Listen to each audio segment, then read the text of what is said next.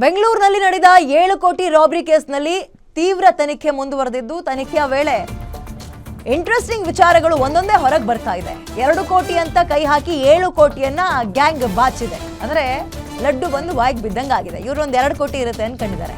4 trunk ಅಷ್ಟೇ ದರೋಡೆ ಮಾಡಕ್ಕೆ ಪ್ಲಾನ್ ಮಾಡಿದ್ದಾರೆ. ಗ್ಯಾಂಗ್ 4 ಟ್ರಂಕ್ನೇನು ಕದ್ದಿದ್ದಾರೆ. ಅದರಲ್ಲಿ 50 ಲಕ್ಷದಂತೆ 2 ಕೋಟಿ ಇರಬಹುದು ಅಂತ ಅವ್ರ ಅಂದಾಜು, ಅವ್ರ ಊಹೆ ಅದು. ಅವ್ರಿಗೆ ಗೊತ್ತಿಲ್ಲ ಎಷ್ಟೆಷ್ಟು ಇರುತ್ತೆ ಎಕ್ಸಾಕ್ಟ್ ಆಗಿ ಅಂತ. ಉಳಿದ ಹಣದ ಅವಶ್ಯಕತೆ ನಮಗೇನು ಇರಲ್ಲ, ಆಮೇಲೆ ಪೂರ್ತಿ ತಗೊಂಡೋದ್ರೆ ಸಿಗಾಕೊಳ್ಳೋದು ಬೇಗ ಅಂದ್ಕೊಂಡು ಪ್ಲಾನ್ ಮಾಡಿಕೊಂಡು ಉಳಿದಿರೋ ಟ್ರಂಕ್ಗಳನ್ನು ಅಲ್ಲೇ ಬಿಟ್ಟು ಹೋಗಿದ್ದಾರೆ. ಅಲ್ಲೇ ಬಿಟ್ಟರೆ ಡೌಟ್ ಬರಲ್ಲ ಅಂತ. ವಾಹನದಲ್ಲಿದ್ದ 4 ಟ್ರಂಕ್ ದರೋಡೆ ಮಾಡಿತ್ತು ಈ ಗ್ಯಾಂಗ್. ದರೋಡೆ ಮಾಡಿದ ಹಣವನ್ನು ಒಂದು ಕಡೆ ಹಾಕಿ ಲೆಕ್ಕ ಹಾಕಿದಾಗ ಶಾಕ್ ಆಗಿಬಿಟ್ಟಿದೆ ಅವರಿಗೆ. ಅಯ್ಯೋ 7 ಕೋಟಿನೂ ಇಲ್ಲೇ ಇದೆಯಲ್ಲ ಅಂತ. ಆಗ ಪಕ್ಕಾ ಸಿಗಾಕಬಿಡ್ತೀವಿ ನಾವು ಅಂತ ಹೆದರ್ಕೊಂಡು ಹಣವನ್ನು ಯಾರು ಇಲ್ದಲ್ಲಿರುವ ಪಾಳು ಮನೆಯಲ್ಲಿ ಬಚ್ಚಿಟ್ಟು ಎಸ್ಕೇಪ್ ಆಗಿದ್ದಾರೆ.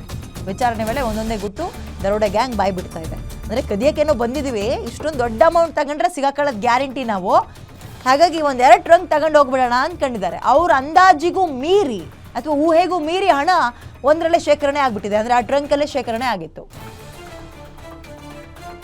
ಇಡೀ ಬೆಂಗಳೂರನ್ನೇ ಬೆಚ್ಚಿ ಬೀಳಿಸಿತ್ತು, ಖಾಕಿಗೂ ಕೂಡ ಭಯಪಡಿಸಿತ್ತು. ಹೆಂಗಪ್ಪ ಹಿಂಗೆ ಕತೆ ಆದರೆ ಅಂತ.